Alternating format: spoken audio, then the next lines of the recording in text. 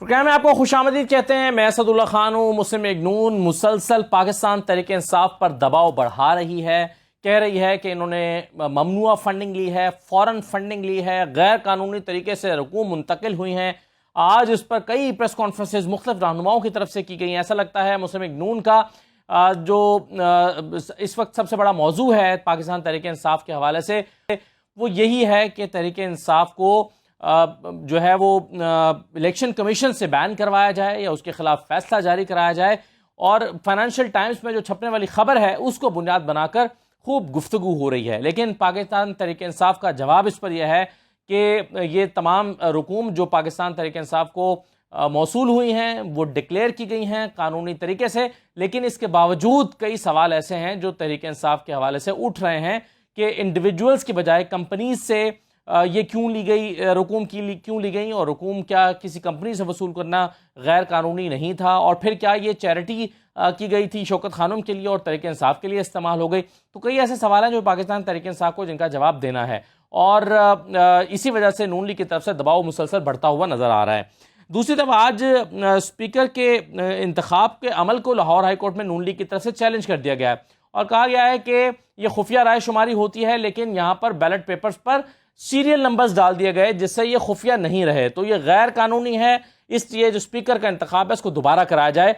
ये Lahore high court में इसकी अपील को इसकी समाअत होगी और 2 रुकनी बेंच जो है लाहौर हाई कोर्ट का वो इस पर समाअत करेगा। दूसरी तरफ आज डिप्टी स्पीकर का इंतखाब के लिए जो है वो कागजात नामजदगी जमा कराने का जो वक्त मुकर्रर था उसमें अपोजिशन के उम्मीदवार जो हैं वो कागजात जमा ही नहीं करा सके, बल्कि कागजात जो हैं उन्होंने वसूल देर से किया और मुकर्रर वक्त पर उन्होंने जमा नहीं करवाए, जिसकी वजह से जो वासिक कयूम है पाकिस्तान तहरीक इंसाफ के और उनके इत्तेहाद के उम्मीदवार वो बिला मुकाबला मुंतखब हो गए हैं। अब ये क्यों इसको संजीदा नहीं लिया गया अपोजिशन की जानिब से और इस इंतखाब में क्यों हिस्सा नहीं लिया गया, इस पर भी मुख्तलिफ चमगोइयाँ हो रही हैं। एक और इम्पॉर्टेंट चीज़ है और वो यह है कि तहरीक इंसाफ ने चीफ इलेक्शन कमिश्नर के खिलाफ अब रेफरेंस लाने का फैसला कर लिया है, क्योंकि इमरान खान मुसलसल इन पर बायस होने का इल्ज़ाम लगाते चले आ रहे हैं और कानूनी तरीका यही है कि इनके खिलाफ रेफरेंस लाया जाए। तो रेफरेंस की ग्राउंड्स क्या होंगी और क्या स्कोप है तहरीक इंसाफ के इस रेफरेंस का, अगर ये आता है तो क्या चीफ इलेक्शन कमिश्नर जो हैं वो अपने ओहदे से हट सकते हैं। और एक और आज डेवलपमेंट हुई है और वो ये हुई है कि आज FIA की जो स्पेशल सेंट्रल कोर्ट है FIA के केस में शहबाज शरीफ और हमजा साहब आज फिर पेश नहीं हुए, बल्कि उस पर जज साहब ने जो है वो ये रिमार्क्स भी दिए। उन्होंने कहा कि जब से इनकी बेल कंफर्म हुई है 11 जून से, तब से ये इसको संजीदा लेना इन्होंने छोड़ दिया है और अदालत में दोनों मुल्जिमान नहीं आ रहे हैं। हमजा शायद एक दफ़ा आए हैं और शहबाज शरीफ एक दफ़ा भी तब से नहीं आए, और आज भी उनकी हाजिरी मुआफ़ी की दरख्वास्त आ गई और कुछ और चीज़ें भी इसमें इंपॉर्टेंट हुई हैं। तो ये तमाम आज मौजूद हैं जिस पर हम गुफ्तगू करेंगे। मेरे साथ खान न्याज़ साहब मौजूद हैं, पाकिस्तान तहरीक इंसाफ के रहनुमा हैं। बहुत शुक्रिया न्याज़ साहब, खुशामदीद। सेनेटर राना मकबूल साहब हमारे साथ मौजूद हैं, आप मुस्लिम लीग नून के रहनुमा हैं, सेनेटर हैं, बहुत शुक्रिया। फरहाद अली शाह साहब हमारे साथ मौजूद होंगे, आप कानूनी माहिर हैं, और अजहर सिद्दीक साहब भी वकील और कानूनी माहिर हैं। मैं आप सबको खुशामदीद कहता हूं। सबसे पहले अमजद न्याज़ साहब, आप कैटेगोरिकली जवाब क्यों नहीं दे रहे इल्ज़ामात का जो फाइनेंशियल टाइम्स में बरतानवी अखबार में लगाए गए हैं? इस पर नून लीग मुतालबा कर रही है कि या तो आप इस अखबार को सू करें, इसके खिलाफ मुकदमा करें, या फिर आप इनका जवाब दें और जो पाकिस्तानी कानून के मुताबिक सजा है वो भुगतें। लेकिन पाकिस्तान तहरीक इंसाफ दोनों चीजें नहीं कर रहे, क्यों? असदुल्ला खान, हमने इससे पहले भी इलेक्शन कमीशन ने मांगा, हमें उसमें जमा करा दिया। इसको फौरन कहना इस ख्याल में पाकिस्तान तहरीक इंसाफ के साथ किया है। हमने हर किस्म की जो मनी ट्रेल थी और जहां जिस चैनल से पैसा आया वो भी लीगलाइज था और पाकिस्तानियों ने दिया। अब कोई मीडिया ट्रोलिंग करता रहे, अपने नंबर टांकता रहे, बिल्कुल आपकी ये बात दुरुस्त है। इसके ऊपर भी पाकिस्तान तहरीक इंसाफ जो है अपना होमवर्क कर रही है कि ये जो इसलिए तो हमने कहा था कि नून लीग और पीपल्स पार्टी का और हमारा हमसे यकसा सलूक किया जाए, और बल्कि जब फैसला हो तो भी तीनों का इकट्ठा और तीनों की रिपोर्ट नहीं सर, वो तो सही है, ये तो आपका पुराना मौक़िफ़ है। लेकिन सर ये बताएं कि जो अखबार ने दावा किया है कि अबराज ग्रुप के बानी आरिफ नकवी की जानिब से रकम मुंतकिल की गई, फिर कंपनीज का नाम लिखा है। ये स्टोरी सही है या गलत है फाइनेंशियल टाइम्स की?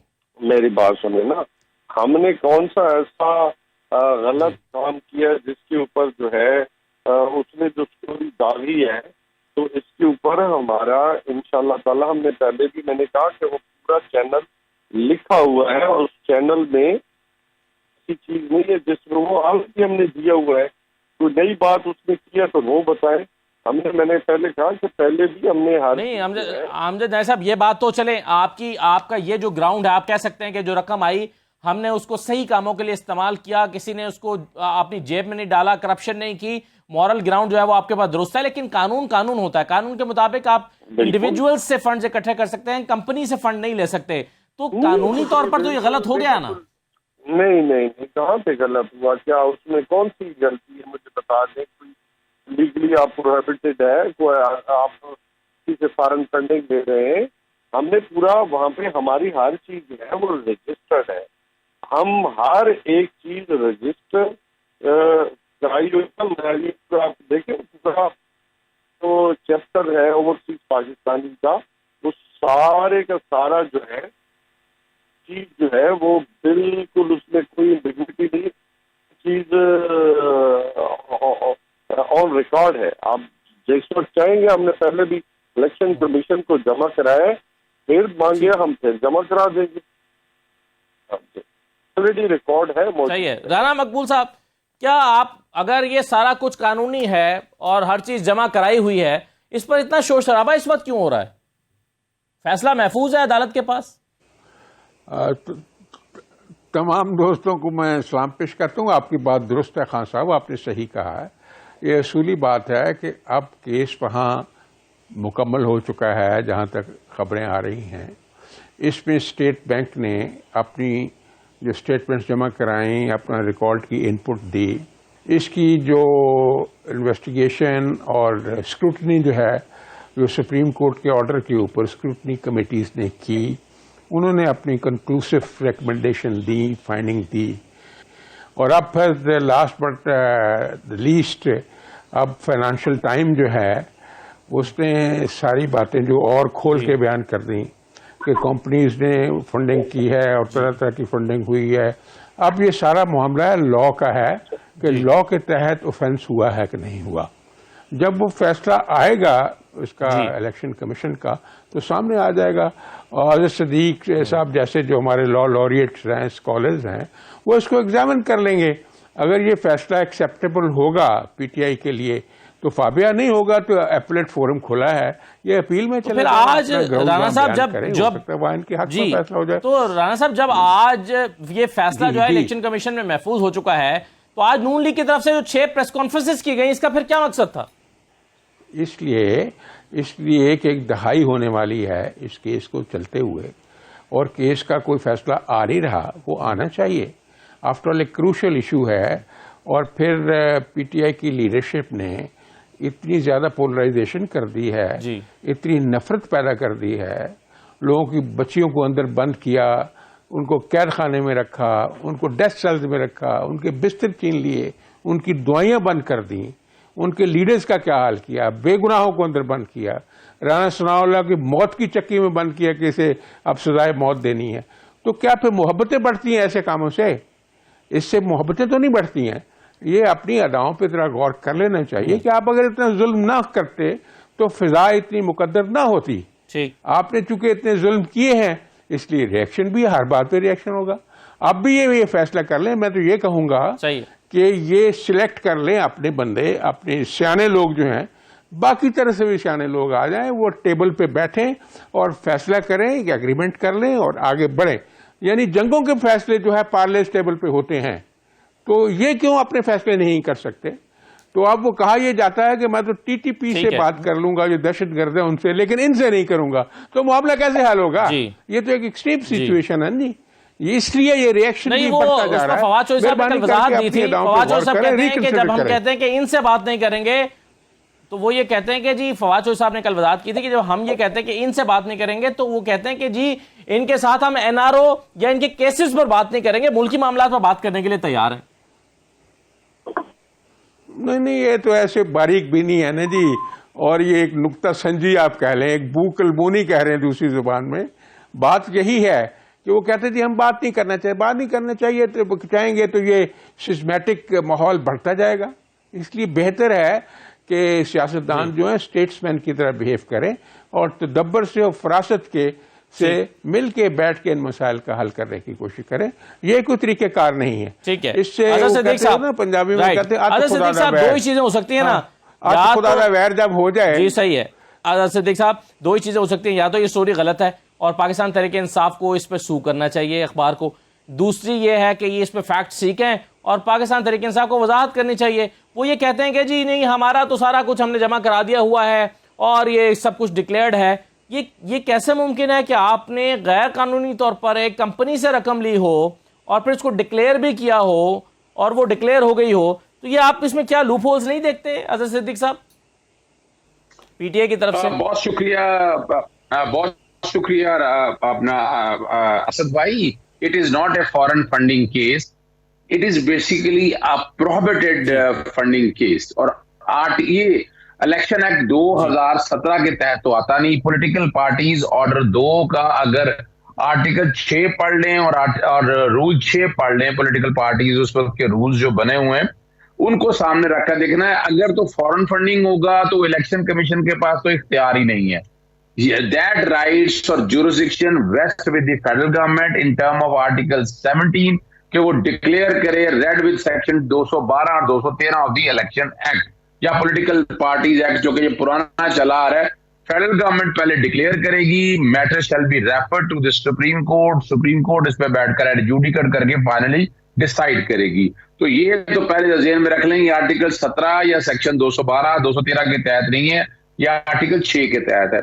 अब आर्टिकल 6 में जो आप बात कर रहे हैं वो प्रोहिबिशन है, सब आर्टिकल 3 के अंदर लिखी हुई है और मैं पढ़ देता हूं, आम नाजरीन के लिए भी जरूरी है।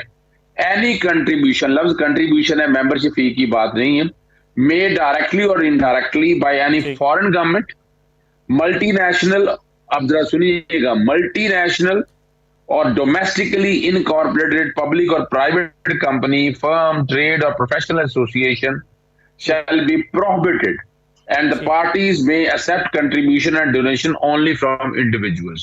ये मैं आपके सामने मैंने वो आर्टिकल पढ़ा है, इसके सामने लफ्ज क्या है, सिर्फ प्रोहिबिट करेगी और उसके अगला जो अगर आप लेकिन फॉरेन फंडिंग में और प्रोहिबिटेड फंडिंग दोनों की सजा में ही फर्क है ना, चीजें तो दोनों ही गलत हैं। नहीं, मैं फिर अर्ज करता चलूं। देखिए ये सवाल ये नहीं है, फॉरेन फंडिंग तो केस ऑपरेशन रजीम चेंज और इमरान खान की गवर्नमेंट के साथ जो हुआ, पैसा बाहर से इंडक्ट हुआ, जिस शक्ल में भी आया, लोकल हैंडलर थे, फॉरेन हैंडलर थे, आपने वोट ऑफ कॉन्फिडेंस के लिए लोग खरीदे, उन्होंने वोट दे दिया। This is a foreign funding का बेस भी ये है। पैसा बाहर से पकड़ा, आप गवर्नमेंट ने उल्टा दें, पैसा बाहर से पकड़ा, आप मुल्क में अनारकी और ये कर दें, ये मेन एम या फ्रेम उसका वो ये है। प्रोहिबिटेड फंडिंग और फॉरेन फंडिंग में जमीन आसमान का फर्क है कि वो तो मुल्क की सालमियत पे आर्टिकल 17 फर्क तो है, बिल्कुल सही है आजाद साहब, फर्क तो है, लेकिन मैं ये कह रहा हूं कि दोनों ही पाकिस्तान के कानून के मुताबिक गलत है ना, दोनों की एक की सजा बड़ी है कि सजा छोटी है, चले आप ये कह सकते हैं। चले मैं एक छोटा सा ब्रेक ले लूंगा, उस पर मजीद बात करते हैं और साथ ही साथ फरहाद अली शाह साहब हमारे साथ मौजूद है। ये आज नून लीग लेकर चली गई है लाहौर हाईकोर्ट के पास मामला कि जी स्पीकर का जो इंतखाब है ये गैर कानूनी तरीके से हुआ है, क्या निकात है इसके और कैसे नून लीग ये समझती है और इसका क्या स्कोप है इस एप्लीकेशन का। एक ब्रेक के बाद इस पे बात करते हैं।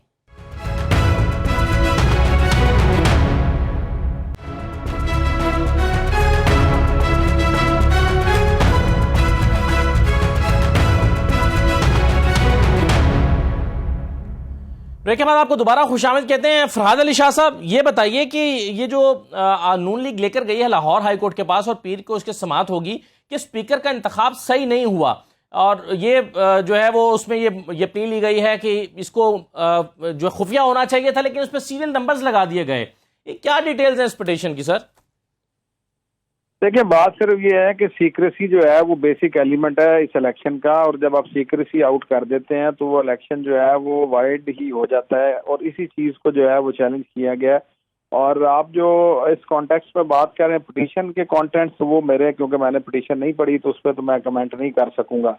वो तो नहीं, मैं ओवरऑल बात कर रहा हूँ, मैं उस पिटीशन के हवाले से मैं इस स्कोप की बात कर रहा हूँ कि इसमें कानून क्या है। और जी देखिए, सीक्रेसी जो है वो आउट होना जो है वो तो इलेक्शन को वैसे ही कालादम कर देता है। तो ये आपके सामने सारा इलेक्शन हम लोगों ने सामने देखा ही है जिस तरीके से इस इलेक्शन में किया गया। और सबसे बड़ी बात यह है कि इलेक्शन हमेशा एक पार्लिमानी अंदाज में होते हैं, और जिस तरीके से वहाँ पे मछली मंडी बनी है इस इलेक्शन में, और जिस तरीके से वोटर्स को हुटिंग की गई है और सारे मामलात किए गए वो आपने स्क्रीन पे देखा ही है सबने। तो ये तो कोई इलेक्शन नहीं है। तो मैं समझता हूँ कि ये तो बिल्कुल सही चैलेंज हुआ है।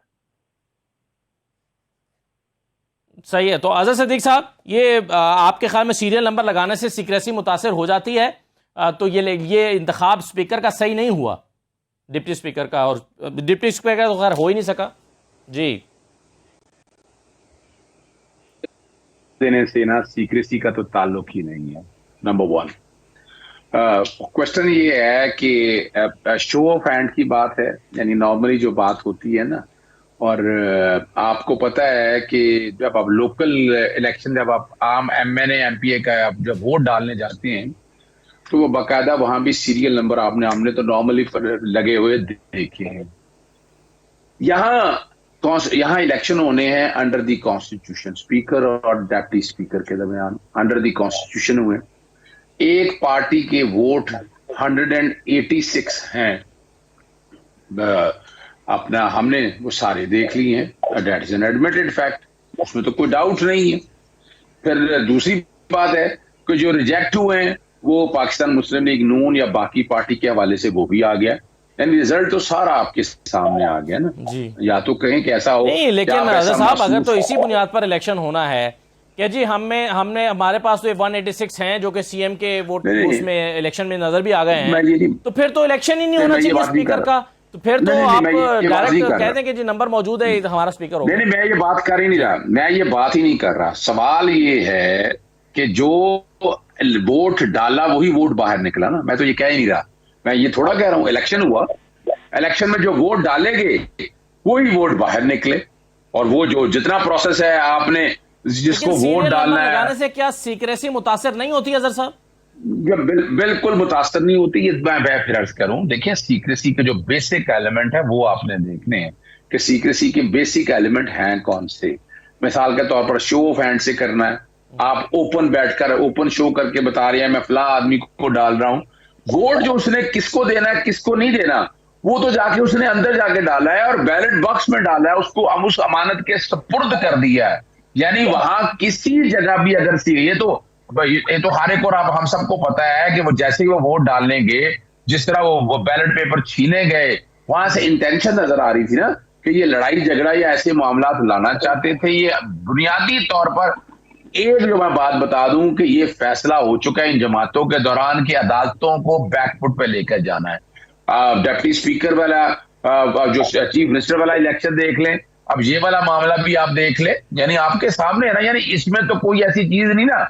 मैं समझना चाह रहा था कि इलेक्शन में ऐसी चैलेंज होने के लिए अब आर्टिकल 69 वाली बात तो बड़ी वाज़ेह तौर पर आएगी। प्रोविजन आप करते रहे, वो हुआ या नहीं हुआ, सवाल बड़ा सीधा सा है। फर्ज करें मैं एक बात कर रहा हूं, फर्ज करें मैं अगर सीरियल नंबर भी लगा हुआ है, मान ले for the sake of argument, तो आर्टिकल 69 बड़ा वाज़ेह तौर पर क्लियर है कि आपने जो पार्लियामान के अंदर प्रोसीडिंग है आप उसको किसी कोर्ट में चैलेंज नहीं कर सकते।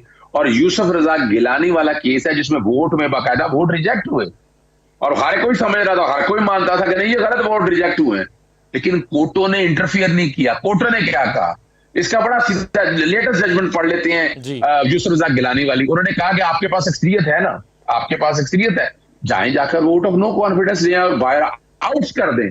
बहुत खूबसूरत जजमेंट लिखी है जस्टिस अतर मिनल्ला साहब ने डिवीजन बेंच के अंदर। उन्होंने कहा मान लिया ये वोट क्रॉस भी हुए हैं, सारी बात मान लें, तो रेमेडी क्या है? Don't put all the burden before the court. कि आपके पास क्या है, कोई इंटरप्रिटेशन लानी है, इसकी इंटरप्रिटेशन के हवाले से देखिए। मैं आगे बढ़ूं राना साहब के पास और नए साहब के पास, मुझे एक चीज और बता दें साहब, ये एक 186 का नंबर जो है वो स्पीकर के लिए जरूरी नहीं होता। 185 यानी आपकी सादा अक्सरियत अगर आपको हासिल नहीं हो रही, 186 का नंबर आप अचीव नहीं कर पा रहे, तो क्या इस पर भी एतराज लग सकता है?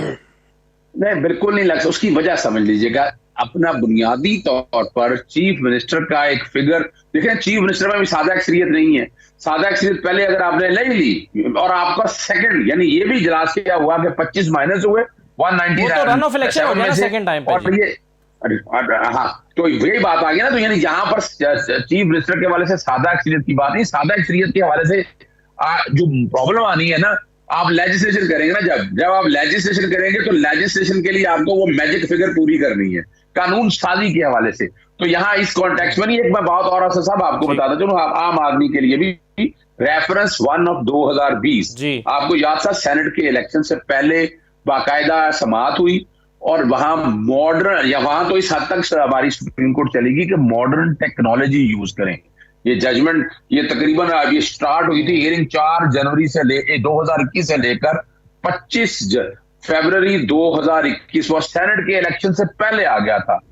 सेनेट के इलेक्शन में मैंने इसमें कई दफा खत लिखे हैं उनको कि आप इस जजमेंट को इंप्लीमेंट करें। उन्होंने कहा कि हम कोशिश कर रहे हैं कि इसको इंप्लीमेंट करने के हवाले से, लेकिन अभी तक ऐसी बात कोई नहीं आ सकी है। मटीरियली मैंने आपके साथ जजमेंट साहब आप जी चले, मैं इस पर यह है कि फराज साहब का भी मौक़िफ़ ज़रूर लूंगा कि वो क्या समझते हैं कि 186 के हवाले से। और इसके साथ साथ मुझे राना साहब ये बता दीजिए कि ये स्पीकर का तो चले आपको हो गया इलेक्शन पे एतराज़, डिप्टी स्पीकर के इलेक्शन में हिस्सा ही नहीं लिया अपोजिशन इत्तेहाद ने, इसकी क्या वजह हुई? ये पार्टीज का फैसला होगा अपना, जो उन्होंने हिस्सा नहीं लिया।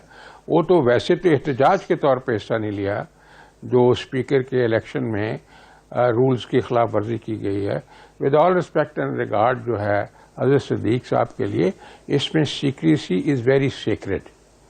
और जो सीरियल नंबर या नंबर लगाना उसका पर्चियों के ऊपर अदरवाइज, ये इसलिए किया जा सकता है ताकि वो वोट को ट्रैक कर सकें जी। तो इस अच्छा वजह से राना साहब, अगर आप इजाज़त दें 1 मिनट मुझे दीजिए। अली हैदर गिलानी साहब मेरे साथ मौजूद हैं, ये सवाल मैं उनके सामने रख देता हूं कि उन्होंने इलेक्शन में हिस्सा क्यों नहीं लिया। अली हैदर गिलानी साहब, क्या हुआ, क्या ताखीर हो गई, लेट हो गई, या कोई और वजह थी? थैंक यू वेरी मच जी। इसमें ताखीर की कोई बात नहीं है जी। पार्टी की पॉलिसी थी, दोनों जमातों ने बैठ के ये तय किया कि पहले वो, उनका तो शुक्रिया, उन्होंने मुझे कैंडिडेट बनाया, but then both parties decided कि हम इस इलेक्शन का बाइकआउट करें, क्योंकि जिस तरह कल इलेक्शन हुआ और सीक्रेसी ऑफ वोट को इंश्योर नहीं किया गया, तो हमें कोई फायदा नहीं मिलेगा कल का डिप्टी स्पीकर का इलेक्शन लड़ने से, जिसमें भी कल की तरह जो बैलेट की सीक्रेसी है वो मेंटेन नहीं रहेगी। तो फ्री एंड फेयर इलेक्शन के जो असूल हैं, अगर आप उनको मर्डर करेंगे तो बाइकआउट ही होगा, और क्या होगा। गिलानी साहब, लेकिन वो जो आपको एतराज है वो तो आप लाहौर हाईकोर्ट में ले गए और उस पर 2 रुकनी बेंच समाअत भी कर रहा है, तो ये मैदान खाली छोड़ देने से बेहतर ना होता कि आप इलेक्शन लड़ते और एतराज होता तो दोबारा अदालत के पास जाते? देखिए ऐसे होता, ऐसे हमने जो डेट फिक्स हुई है मंडे की, उसी में हम डिप्टी स्पीकर के इलेक्शन को भी बीच में लेके आएंगे ऑनरेबल जजेस के सामने। एक प्रोसेस, चूंकि जब हमारे सामने एक मर्डर कमिट हो रहा है जो कल होने जा रहा था, हम उससे कम से कम उस मर्डर का हिस्सा तो ना बने ना जी। हम साइड पे हट गए और हमने जो स्पीकर का इलेक्शन है। लेकिन गिलानी साहब, उस सूरत में तो आपके पास एक एतराज होता ना, अब तो आप डिप्टी स्पीकर के इस इलेक्शन पर कोई एतराज कर ही नहीं सकते, क्योंकि वो बिला मुकाबला मुंतखब हो गए मुखालिफ उम्मीदवार। मेरे भाई, ये आपका मौक़िफ़ है ना जी, आप बिला मुकाबला मुंतखब हो गए तो हो जाएं। इसमें भी वही 2 नंबरी होती है जो कि स्पीकर के इलेक्शन में होता है। बिल्कुल जी, बिल्कुल होनी थी, इसमें 2 नंबरी होनी थी जिस तरह पहले हुई है, और इस मुल्क में हमें कल ही इंसाफ मिल जाना चाहिए था, या आज सुबह। लेकिन गिलानी साहब, क्या महज रुक जाना चाहिए था डिप्टी स्पीकर का? सही है, लेकिन सर क्या महज एग्जम्पशन की बुनियाद पर आप इसको लाहौर हाईकोर्ट में चैलेंज कर सकेंगे डिप्टी स्पीकर के इलेक्शन को? हम स्पीकर को चैलेंज करेंगे। जब स्पीकर को चैलेंज करेंगे और साथ ये भी कहेंगे कि डिप्टी स्पीकर कभी रीपोल कराएं, क्योंकि हम इसका हिस्सा इसलिए नहीं बने क्योंकि इसमें भी वही बैलेट पेपर यूज हो। मैं वही तो कह रहा हूँ सर, आप एग्जम्पशन की बुनियाद पर लाहौर हाईकोर्ट के कह सकेंगे कि जी इसमें होना था, ये 2 नंबरी होनी थी, इसलिए हमने बॉयकॉट किया। बिल्कुल सर, हम ये पॉइंट ऑफ व्यू तो अदालत के आगे रखेंगे ना जी। अब अदालत आगे फैसला करे कि उसने एक ही असूल रखने हैं जस्टिस के या 2 असूल रखने हैं। ठीक है, बहुत शुक्रिया गिलानी साहब। ये मौक़िफ़ आ गया जी गिलानी साहब का, वो कहते हैं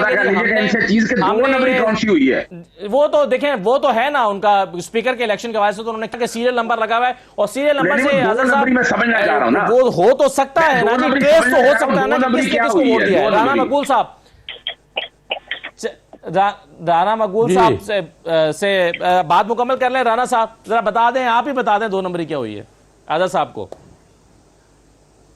नहीं, जो सीरियल पहले जो बात हुई है, सीरियल नंबर लगाना और ये आइडेंटिफाई करने के लिए होता है कि जो वोट पड़ा है रेगुलरिटी तो हो हमारी सकती है, तरफ से लेकिन पड़ा होना भी है, कैसे? क्योंकि इसमें जो इसकी सीक्रेसी है वो कॉम्प्रोमाइज हो जाती है। तो सीक्रेसी कॉम्प्रोमाइज हो जाए तो सारे का सारा इलेक्शन प्रोसेस ही जेपरडाइज हो जाता है। इसलिए मैं समझता हूँ ये नाजवाजी है सीक्रेसी का कॉम्प्रोमाइज होना, इसीलिए डाउट्स भी पैदा होते हैं सारे, यानी it's almost amounts to rigging of one election. तो ये जो ऑपोजिशन का या यहाँ की ऑपोजिशन का मौकफ ये है इस वक्त। अब इसमें कोई फिक्रमंद होने की जरूरत नहीं है, अब ये कोर्ट ऑफ लॉ में मामला चला गया है, जो कोर्ट ऑफ लॉ ने फैसला करना है वही सबको मानना पड़ना है। इसलिए इंतजार कर लें 2-3 दिन, इसमें हम बहुत ज्यादा जो है दिमाग सोजी न करें, अपना अपना प्रूफ देंगे, ये अपना देंगे और पिटिशनर्स अपना देंगे, कोर्ट उसका फैसला कर देगी आर्गूमेंट सुनने के बाद। It's a very simple issue now, लेकिन इसके डेमोक्रेटिक प्रोसेस के ऊपर असरात पड़ते हैं।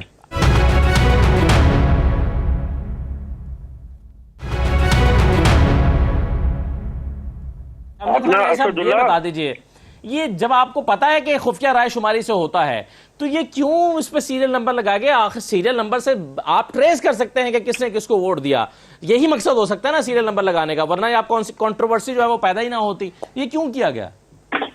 असदुल्ला, पहली बात तो ये है कि ऐसा कोई अमल नहीं किया गया जिसकी वजह से सिक्रेसी को जो है उसको डैमेज किया गया हो, या उसको कोई सीरियल नंबर लगा हुआ था कॉपी के ऊपर, वोट के ऊपर कोई नहीं था, वोट का उसी तरीके के साथ चल रहा था और वोट पे कोई भी सीरियल नंबर नहीं था। सीरियल नंबर सिर्फ और सिर्फ कॉपी के ऊपर था कि 1, 2, 3, मैं मिसाल दे रहा हूँ, इस तरह का था। अदरवाइज सर वो बैलेट पेपर के ऊपर था ना सीरियल नंबर, बैलेट पेपर के ऊपर नहीं था। बैलेट जो पर्ची लेके जा रहा तो था, बैलेट पेपर के ऊपर सीरियल नंबर होगा तो उसका रिकॉर्ड भी होगा ना कि कौन सा बैलेट पेपर किसके पास गया। नहीं, वो पता ही नहीं चल सकता, ये हवा में देखे हमने। तो फिर क्यों लगाया गया सर? मेरी पास, हमारे पास कितने वोट थे? 186 थे ना, हमने उससे ज्यादा तो नहीं ली 186, बल्कि हमारा एक वोट, हमारा 185 जो है वो हमें मिले, एक हमारा रिजेक्ट हुआ। अब इन्होंने जो खरीदो फरोख्त है ना वो कर नहीं सकते, और अगर ये सोचे कि हमने अपने वोट ले लिए तो उसमें कौन सा हमने गुनाह किया है। मान ले शिकस्त ना, मान ले कि माफिया को शिकस्त हो गई है, लोगों ने लोटा क्रेसी को दफन कर दिया ना, मान ले। अब इससे बड़ी बात क्या, आगे चले ना, आगे चले, जनरल इलेक्शन की तरफ जाए, जो इस वक्त हालात का तकाजा है। इकोनॉमी कहाँ चली गई? जनरल इलेक्शन की तरफ जाने की चाबी तो आपके पास है नियाजी साहब। आप आज पंजाब असेंबली को तोड़ दें, खैबर पख्तूनख्वा की असेंबली को रिजॉल्व कर दे, तो चाबी तो आपके पास है। नहीं तो आज क्यों नहीं नेशनल असेंबली के ऊपर बात करते, क्यों नहीं सिंध गवर्नमेंट बात करती? मेरी बात सुने ना, आज वो क्यों नहीं कह रहे जी, वो क्यों भाग रहे हैं? आज आए ना मैदान में, आज ये तो कहते थे कि हम इलेक्शन के लिए तैयार हैं। अभी तो 20 सीटों के ऊपर इन्हें शिकस्त हुई है। इनको तो लग पता उस दिन जाना है जिस दिन लोगों ने ठा के ना, मैं नहीं कहता कि इनके साथ करेंगे क्या, ये तो बाहर निकलने की पोजीशन है। कल आप पता करें ना, असदुल्ला खान जब पंजाब असेंबली से बाहर निकला है हमजा शरीफ साहब, तो उनके साथ पूरी जो लाहौर के लोग थे उन्होंने क्या किया, उन्होंने तो लोटा लोटा चोर चोर के नारे लगाए। तो ये पोजीशन है इनकी। अब हमने नहीं कहा किसी को, लोग इतने तो आपको ये खौफ था नियाजी साहब के नून लीग चूंकि खरीदो फरोख्त करती है तो आपके कुछ लोग बिक सकते हैं। बात सुनो, बात समझे, जब ये चीफ मिनिस्टर का इलेक्शन हुआ, इन्होंने 40 करोड़ रुपए दिए, कहा है, इन्होंने बोलियां लगाई हैं, लोगों ने रिजेक्ट किया है। हमें ये भी पता है कि इस वक्त इन्होंने इतना पैसा दिया है। डिप्टी स्पीकर, आप सोच रखते हैं पैसों की वो जो आखिरी हद है ना, वो भी क्रॉस करते। पैसों का क्या है, ये तो पैसे हाथ में इन्होंने लूटना है, और आपके पैसे जो है टैक्स पेयर के पैसे आपने लोगों को देने और अपनी सल्तनत को कायम करना है। ये क्या करना था? अभी इनको शिकस्त हुई है, मान लें। अभी तो जनरल इलेक्शन की तरफ जब जाएंगे तो तब इनको ज्यादा फील होगा कि जो सीटें ना, ये भी लोग जो है ना वो भी उठा के बाहर फेंक दें सियासी तौर पर। और अभी भी सही है। चलें, फराज अली शाह साहब, एक नुकता में एक नुकता जरा सबसे पहले तो ये बता दीजिए कि ये अभी जो गिलानी साहब की गुफ्तगू आपने सुनी है, वो ये कहते हैं कि जी हमने बॉयकॉट इसलिए किया है डिप्टी स्पीकर के इलेक्शन का कि इसमें भी इन्होंने 2 नंबरी करनी थी और इसी को हम बुनियाद बनाकर डिप्टी स्पीकर के इलेक्शन को भी कोर्ट में चैलेंज करेंगे कि हमने इसलिए बॉयकॉट किया कि उन्होंने 2 नंबरी करनी थी, तो इसलिए दोबारा डिप्टी स्पीकर का इलेक्शन कराया जाए। सर मुझे ये बताइए, कानूनी तौर पर एजम्पशन की बुनियाद पर अदालत में ये आर्ग्यू किया जा सकता है कि जी चूंकि 2 नंबरी होनी थी इसलिए हमने बॉयकॉट किया और आप इसको दोबारा करवाएं? नहीं, ये तो मैं खान साहब बिल्कुल इस बात पे आपकी तायीद करूंगा, क्योंकि आप एजम्पशन पे तो ना कोर्ट डिसाइड करती है और ना ही आपका कोई प्राइमा फेसी केस आप इस सीक्वेंस में लेके जा सकते हैं कि जी होना ये था और इस पे हम इसको चैलेंज कर दें। लेकिन इशू इज दैट, देखें उस दिन आप जिस चीज के साथ वो कनेक्ट कर रहे हैं वो बड़ी इंपॉर्टेंट है कि जो पहला इलेक्शन स्पीकर की हद तक हुआ, जब उसमें सीक्रेसी आउट हुई और जो इलेक्शन का प्रोसेस था वही अगर प्रोसेस डिप्टी स्पीकर के लिए होना था तो फिर उस पे उनका ये जरूर हो सकता है कि उनका उस प्रोसेस पे एतमाद नहीं रहा और इसलिए उन्होंने पार्टी ने ये फैसला किया कि हम इस इलेक्शन का बाइकाट कर देते हैं। लेकिन इशू इज दैट कि जो पिटीशन उन्होंने फाइल की है उस पिटीशन के हवाले से अब ये तो नहीं हो सकता कि आप एक कॉन्टेक्स्ट के अंदर 2 प्रेयर मांग, वो तो अगर होना भी है तो वो चैलेंज उसने डिफरेंट तो बेहतर ये होता ना कि आप डिप्टी स्पीकर का इलेक्शन भी लड़ते, इसमें भी ये एतराज उठाते और आप दोबारा हाईकोर्ट के पास इस केस को भी लेकर चले जाते। उसमें ये है ना कि अगर आप वो इलेक्शन कंटेस्ट करते और जिस तरह स्पीकर के हवाले से आप सीक्रेसी वाली जो मैंने बात की थी, ऑलमोस्ट तमाम जो कंटेस्टेंट्स आपके इस प्रोग्राम में वो इस बात पे मुत्तफिक हैं कि सीक्रेसी जो है अगर वो आउट होती है तो इलेक्शन का प्रोसेस जो है वाइड एब इशू हो जाता है। तो अगर इन्होंने वो इलेक्शन कंटेस्ट किया होता तो फिर जरूर हम ये बात मानते हैं कि वो भी इलेक्शन क्वेश्चन हो जाता before the honourable bench of Lahore high court. उसमें वो जैसे स्पीकर का इलेक्शन जा रहा है वो भी चैलेंज होकर किसी कोई फैसला एक्सपेक्ट किया जा सकता था। तो जो मेरी as a student of law इसमें आपकी राय क्या है? जी शाह साहब एक और चीज बताएं, ये 186 क्या स्पीकर के लिए भी लेना जरूरी होता है? देखिए, गुजारिश ये है कि स्पीकर की हद तक 186 का तो फिगर जो था वो जरूरी ही है और वो तो प्रोवाइडेड है उसके अंदर। लेकिन जो अभी आप जैसे अजहर साहब जाती जिंदगी में भाई हैं, अभी आपसे वो बात कर रहे थे कि जनाब इसमें सीक्रेसी की जरूरत नहीं थी और सबको पता है कि नंबर गेम में किसका कितना नंबर है। अगर इस तरह से बात हो तो जो आपने जवाब दिया मैं बिल्कुल आपकी उस बात को सेकंड करूंगा। फिर तो किसी इलेक्शन की जरूरत ही नहीं है, आप घर बैठ जाएं और अपना एक आदमी नामजद कर दें कि जनाब ये स्पीकर होगा और ये डिप्टी स्पीकर होगा, क्योंकि हमारी नंबर गेम पूरी है तो उसके मुताबिक आप इलेक्शन का रिजल्ट अनाउंस कर दें। तो प्रोसेस ऑफ इलेक्शन जिस तरह से हमारा कॉन्स्टिट्यूशन में प्रोवाइडेड है उसको वायलेट किया अगर जाएगा तो यही है ना जो इलेक्शन चैलेंज होते हैं। इसी वजह से फिर कोर्ट ऑफ लॉ में जाते हैं और फिर बात ये की जाती है कि जी हर असेंबली की प्रोसीडिंग्स को आप कोर्ट में क्वेश्चन क्यों कर रहे हैं। जब तक आप प्रोसेस को अडॉप्ट नहीं करेंगे उस वक्त तक वो इलेक्शन के जो नॉर्म्स हैं वो फुलफिल नहीं हो सकेंगे। तो इसी वजह से ये इलेक्शन आए रोज चैलेंज हो रहा है और आए रोज बेंचेस बन रहे हैं और आए रोज फैसले आ रहे हैं और उससे देखेंगे सबसे ज्यादा भुगतना किसे पड़ रहा है कि अवाम की जिंदगी कितनी मुश्किल होती जा रही है। कि अब आप देखेंगे डॉलर का रेट कहाँ से कहाँ जाता जा रहा है। तो ये सारी चीजें इनको सोचना चाहिए मिल बैठ के। और राना मकबूल साहब ने बड़ी खूबसूरत बात की है कि अब अगर मुल्क की आप बेहतरी चाहते हैं तो आपको बैठ जाना चाहिए और बैठ के इस क्रिटिकल सिचुएशन को हैंडल करना चाहिए, ना सिर्फ ये कि आप एक दूसरे को चोर चोर की आवाज लगाते रहें और अवाम का आप सोच ही नहीं रहे। सही है, बिल्कुल सही है। चलिए एक छोटा सा ब्रेक लेता हूं, उसके बाद आकर मैं ये बताता हूं कि जो तहरीक इंसाफ ने चीफ इलेक्शन कमिश्नर को इमरान खान साहब बारहा अपनी तकरीर में कह चुके हैं कि इनको स्टेप डाउन करना चाहिए, हमें इन पर एतमाद नहीं रहा। लेकिन जाहिर है इसका तरीका यही है कि उनके खिलाफ रेफरेंस लाया जाए या फिर वो खुद रिजाइन कर जाएं। तो रेफरेंस लाने का तहरीक इंसाफ ने फैसला किया है, लेकिन किस बुनियाद पर, ग्राउंड्स क्या होंगी और उन ग्राउंड्स की क्या स्कोप क्या है, इंपॉर्टेंस क्या है। ब्रेक लेते हैं, जरा इस पर भी बात करते हैं, हमारे साथ रहिए।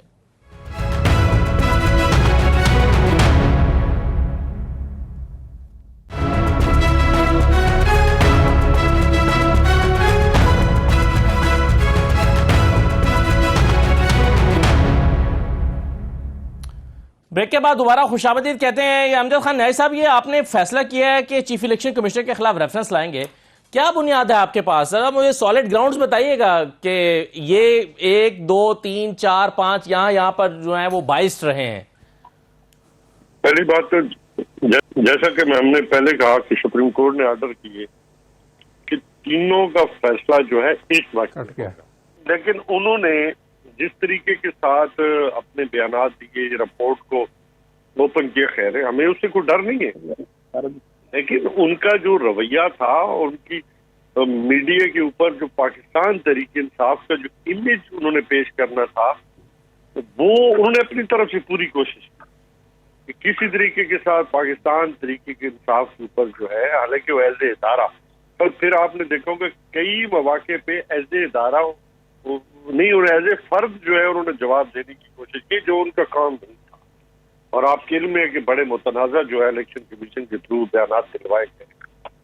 फिर इसके अलावा हल्का बंदियों के ऊपर जो है वो पाकिस्तान तहरीक इंसाफ का मौक़िफ़ है कि इन्होंने बड़ी कंट्रोवर्शियल जो है वो कोशिश की है। अभी उसके ऊपर काफी सारे तहफ़्फ़ुज़ात किए पाकिस्तान तहरीक इंसाफ, जिसके लिए रेट पिटीशन भी काफी सारी दाखिल की गई है। तीसरे नंबर पे अभी जो बाय इलेक्शन हुए हैं उनकी जो इन्होंने बड़े नंबरी करने की कोशिश की है कि वोट जो है वो चेंज किए गए हैं, एरिया चेंज किए गए हैं, रातों रात चेंज किए गए हैं।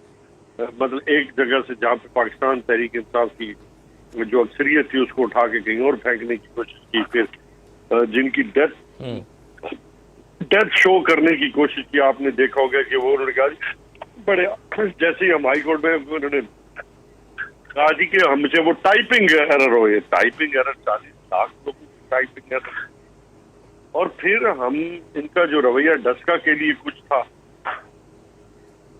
और अभी जहाँ पे बहुत सारे मामलात आए उसके ऊपर इनका सही है। मगर सर ये देखें, ये कुछ गुफ्तगू तो आपने की है सियासी गुफ्तगू, लेकिन जब आप रेफरेंस लेकर आएंगे तो आप उसमें ये थोड़ी कहेंगे कि जी डस्का में इन्होंने बड़ा सख्त रवैया इख्तियार कर लिया और वहां पर जो है वो प्रिजाइडिंग ऑफिसर्स के गायब हो जाने के बाद इलेक्शन का ऑर्डर क्यों कर दिया। तो ये इसमें कानूनी निकात डालने पड़ेंगे। अजहर सिद्दीक साहब शायद इसका जवाब दे सकें। अजहर सिद्दीक साहब, कौन से कानूनी निकात जो है वो डाले जाएं? आपके ख्याल में कोई ग्राउंड्स हैं पीटीआई के पास चीफ इलेक्शन कमिश्नर के खिलाफ? अच्छा, ये लफ्ज समझिएगा, ये जुडिशियल काउंसिल नहीं है, ये सुप्रीम जुडिशियल काउंसिल। जैसे जज ऑफ दी हाई कोर्ट या सुप्रीम कोर्ट को निकालने के लिए एक प्रोसेस है, उसी तरह ये मिसकंडक्ट के हवाले से, यानी आप जब कोड ऑफ कंडक्ट को वायलेट करते हैं, फॉर इंस्टेंस, यानी ये तो बड़ा वैलिड ग्राउंड है उनका, पाकिस्तान तहरीक इंसाफ का, कि आप जाकर वाज़ेह तौर पर जाकर आप इन्फ्लुएंस कर रहे हैं कि ये जजमेंट लेकर आए और इसका फैसला करें, और वहां अंदर आप ये पाकिस्तान चीफ इलेक्शन कमिश्नर को इस कॉन्टेक्स्ट में नहीं आना चाहिए। ना तरदीद आई है उनकी तरफ से, या तो तरदीद आनी चाहिए थी इलेक्शन कमीशन ऑफ पाकिस्तान की तरफ से, वो बिल्कुल नई तरदीद आई कि उन्होंने इस पे कोई गुफ्तगू नहीं सुनी। अब जो बातें आके बाहर बताई हैं पॉलिटिकल पार्टीज ने, वो सच मानी जाएंगी। वो तुम्हारा बेनजीर भुट्टो साहब केस, इफ्तिखार चौधरी साहब का केस, कि जो आप मीडिया में बात आ जाए उसकी आप तरदीद ना करें तो वो सच मानी जाएंगी। अब आते हैं जब इसको कोड ऑफ कंडक्ट के साथ मिलाकर पढ़ते हैं और मिसकंडक्ट के जुमरे में आएगा, सुप्रीम जुडिशियल काउंसिल के पास रेफरेंस भेजा जा सकता है। वो रेफरेंस को टेकअप करता है, ये नहीं करता, वो एक अलग इशू है। जस्टिस काजी फाइज ईसा के बाद से एक तरह से रिटर्डेंट ही हो गया है सुप्रीम जुडिशियल काउंसिल। हमने सारा कुछ हकायक, सारा कुछ रिकॉर्ड पे देख लिए, मनी ट्रेल या बाकी चीजें उधर हट जाएगी चीजें, मैं फॉर द टाइमिंग उधर नहीं जाना चाहता। लेकिन इसके अंदर प्रामा फिशाई देखा जाए तो केस जो है मिसकंडक्ट का बनता है और रेफरेंस भी फाइल हो जाएगा। लेकिन उस रेफरेंस की समाअत होती है या नहीं होती, या प्रिलिमिनरी इंक्वायरी करती है सुप्रीम जुडिशियल काउंसिल, ये उसका इख्तियार है। आपको पता है इसमें 3 सीनियर जजेस, यानी एक चीफ जस्टिस और उसके बाद 2 सीनियर मोस्ट जजेस ऑफ द सुप्रीम कोर्ट बैठते हैं, और 2 सीनियर मोस्ट हाई कोर्ट के जजेस, जिसमें जनाब जस्टिस अतर मिनाला साहब और जस्टिस अहमद अली शेख साहब, जिनका ताल्लुक इतनी क्या सॉलिड ग्राउंड्स मौजूद हैं आपके ख्याल में? चलें, ये टेकअप होता है, वो आप कह रहे हैं रिलक्टेंस वाला मामला हो गया हुआ है, आप कह रहे हैं जस्टिस काजी फैसला साहब के बाद, लेकिन आप चलें ये टेकअप होता ही नहीं होता, बात की बात है। अगर टेकअप होता है तो पीटीआई के पास आपके ख्याल में स्ट्रॉन्ग सॉलिड ग्राउंड्स मौजूद हैं? अच्छा, चेन ऑफ इवेंट बहुत से हैं, सिर्फ एक यही चेन ऑफ इवेंट नहीं है, चेन ऑफ इवेंट बहुत से हैं। और मेरा इस हवाले से एतराज रहा कि आप पॉलिटिकली भी चलें और लीगली भी। अब ये फैसला उन्होंने एक लीगल पर्सपेक्ट में लिया है कि हम इसको अदालतों में लेकर जाएंगे, सुप्रीम जुडिशियल काउंसिल में लेकर जाएंगे। आप ये बायस एस्टेब्लिश करना है, और बायस वाला देखें ना, 2 इश्यूज है, एक मिसकंडक्ट की बात है, अब आप जो दूसरी बात कर रहे हैं वो बायस की बात है।